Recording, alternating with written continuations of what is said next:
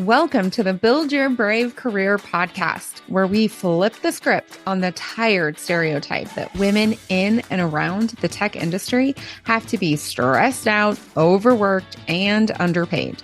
I'm Nicole Trick Steinbach, the International Bravery Coach and your host. Forget what you've been taught. Bravery is not a personality trait available only to the brash. Bravery is a skill, and you already have it. Which is great because building the skill of bravery is the most powerful way to creating the career and life you really want. As you build your brave, you will stress less, work less, and then earn more. This podcast will help you do just that. Let's dive in. Your functional skills are important, but they won't create career growth. Career growth is created via your network. The more time you spend networking, the more your career will grow. This is especially true after your first few entry-level positions.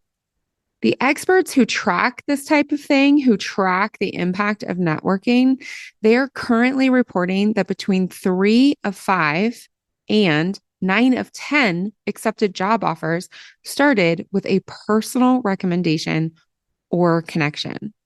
In other words, for every 5 jobs that are accepted, 3 started with a personal connection. And the more senior you become, the more it becomes every 9 of 10 accepted job offers started with a personal recommendation. Your network matters. Now, please do not misunderstand me. Do you need functional skills? Yes. Functional skills are important in thriving in your current position. But your network, your community is the key to career growth. I mean, have you ever wondered about, wow, why isn't the best developer, accountant, educator, writer, etc., why aren't they bathed in opportunity? Or maybe you're like me and you tend to be a bit more negative and you're like, why is that unskilled, unhelpful, unintelligent person ripping up into new opportunities? It's their network. Now, if you doubt me, pause this podcast. Go ahead right now. Think about your colleagues. Think about the ones you treasure. Think about the ones that are the highest skilled, and then think about the more visible positions. Maybe even just think about people who are currently famous in the tech industry. Still doubt me? I hope not. Is it unfair? Yes. Does this reality that up to 9 of 10 accepted job offers started with a connection or a recommendation, does that strengthen the current systems of power? Yes. Is it a bummer? Absolutely. I would prefer that the most skilled, most professional, most reliable, most enjoyable colleagues got the jobs, the visibility, the pay. I would rather that the most skilled and reasonable experts lead this world. But we all know it's the same people born into the same situation who have the most advantage. We exist in a class system that is hundreds of years old, and in some places of the world, thousands. And before my US Americans start talking about a mediocrity, please, it has been reported that at least 42 of the 46 presidents are all descendants of one early king of England. So you get to decide. You get to decide if you want to dig into performance and hope for the best, or if you want to focus exclusively on your networking and your connections, hoping that you don't grow past your ability and hoping that you don't become as scammy as some of those people are. Or, and this is my suggestion, you get to decide if you want to learn to balance network nurturing with skill building all the way throughout your career. Learning to balance the reality that your network builds career growth and your desire to build and deepen the skills you enjoy so that you do work that you enjoy. I assume you want to do the latter. And so today I'm going to walk you through how to build your network, how to nurture your network, and how to do it without burning yourself out, without exhausting your calendar, do it in the way that is natural and unique for you, and how not to connect with people you don't want to connect with. To that point, a quick side note. You never have to connect with anyone you don't want to, ever. Now, there are a number of people that I've worked with quite successfully, but who I know have made choices or have viewpoints that are abhorrent to me. I may have had to work with them while we were at one company, but I don't have to have them on my social network like LinkedIn.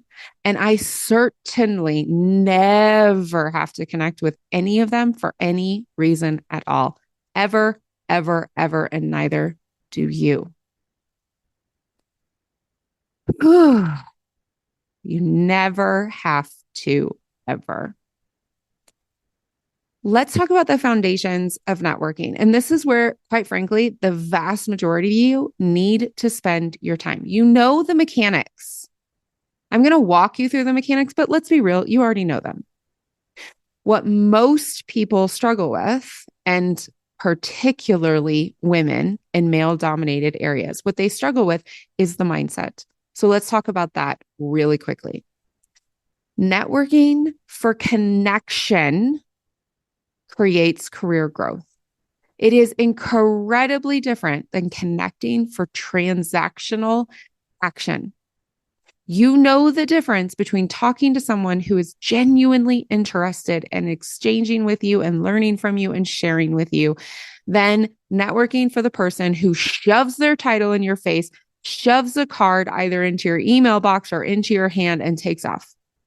We are talking about networking for connection. If you feel slimy, you're doing it wrong. If you feel a little vulnerable with the pull of growth, you're doing it right. You're being brave. You network first with people, with humans, not titles, not companies, humans. And you do that as a human. If I can be blunt here, stop being so damn weird. Be a human. Ask questions, listen, share stories, be honest, enjoy the experience. And if you don't enjoy the experience, remember, you never have to connect with anyone that you don't want to. Networking for connection is a long game. Play the long game, not in a manipulative manner, in a playful manner. Enjoy the process. Let me give you a few examples.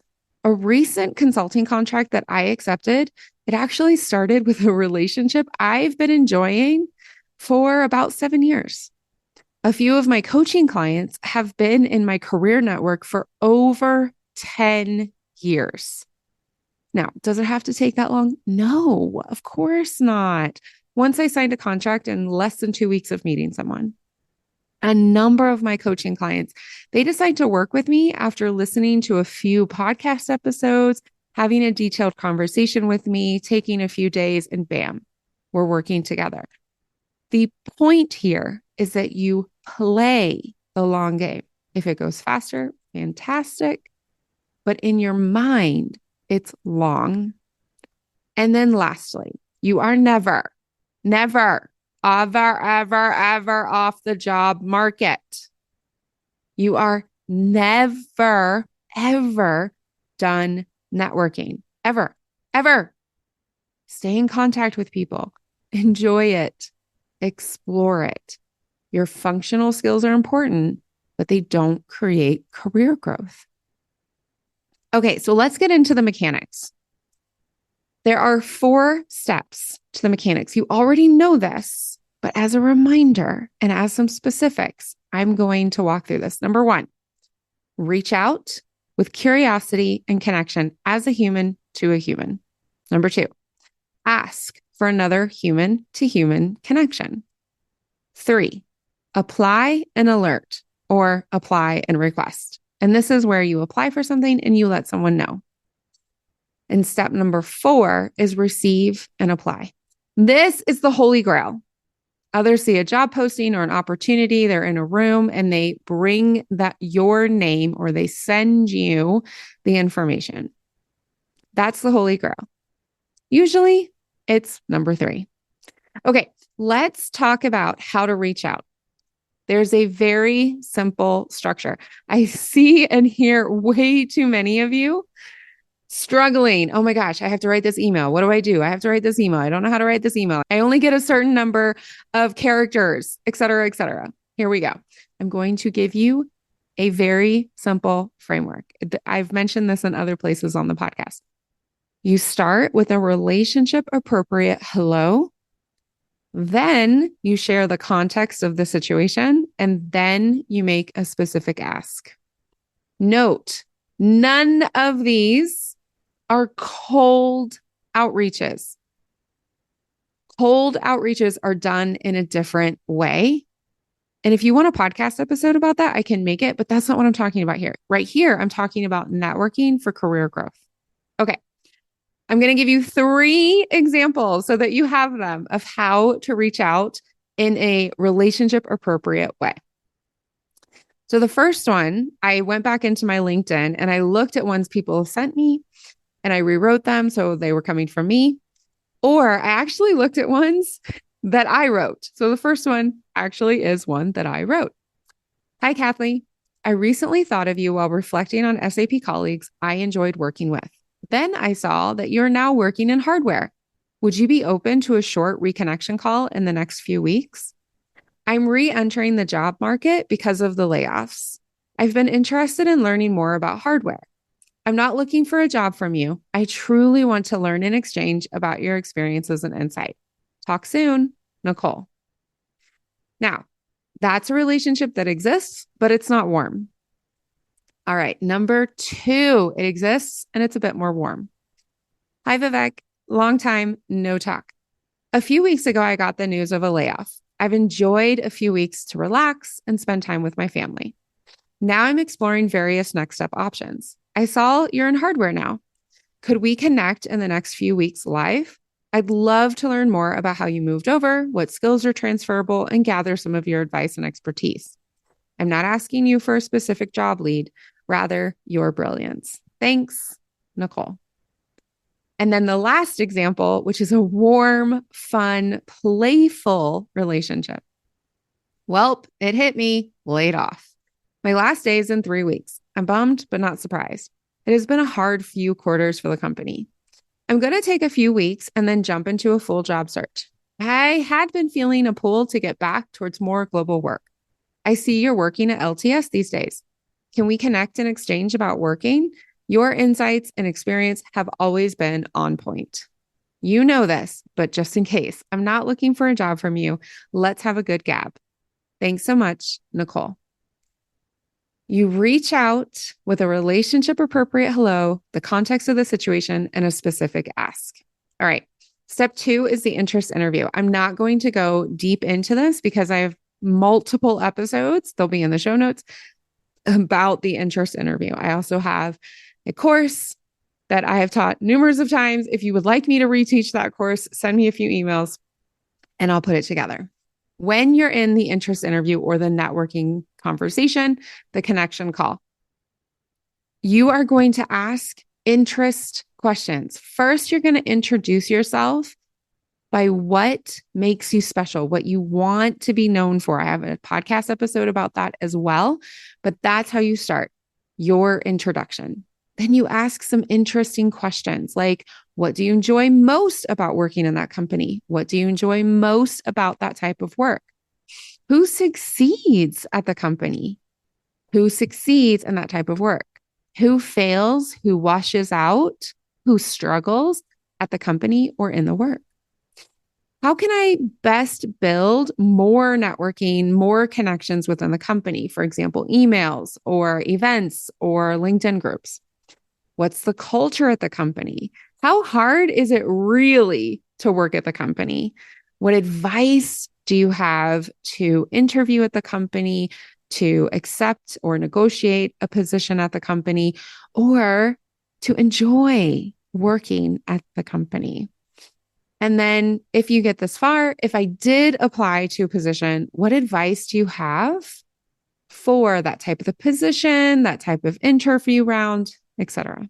Do you notice that all of these are interest-based questions of a human talking to a human? Now, of course, you're going to share your story. They're going to be asking you questions. They'll say something that interests you, so you'll ask them questions there. It's connection and curiosity. The last two questions are always a request to introduce you to another person. For example, hey, you mentioned the global nature of your employer. I'm really interested in learning more about working globally. Is there one person you could connect me with so I can have this same type of conversation with them? Now, that will work really great if you have shown up as a human and the other person has experienced it as a human and they understand networking.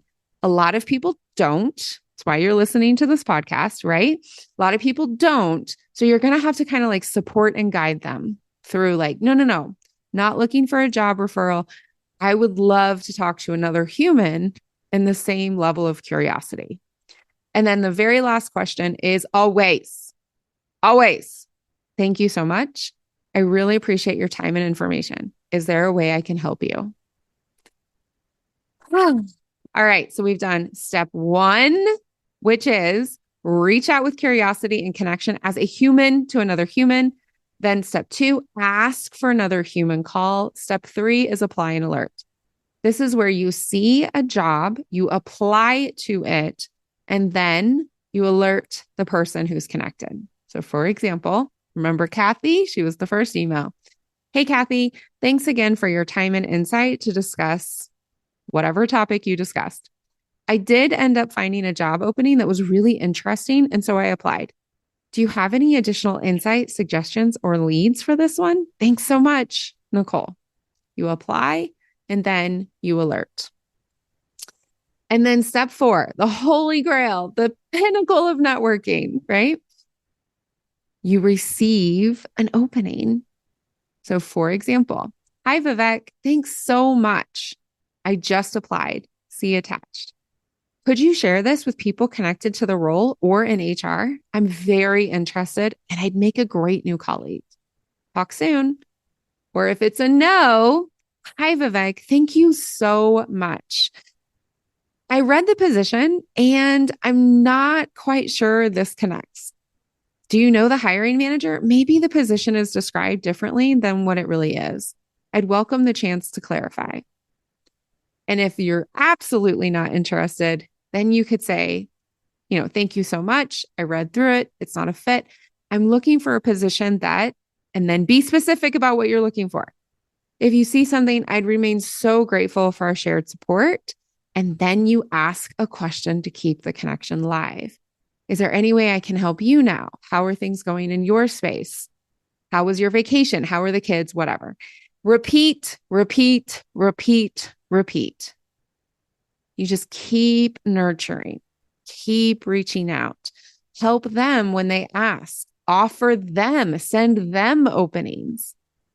This is how you network for career growth because your functional skills are important, but they won't create the career growth. Career growth is created via your networking. And the more time you spend networking as a human with humans, the more your career will grow and you'll enjoy it. And that is one of the key elements to building your brave career network as a human. Till next week.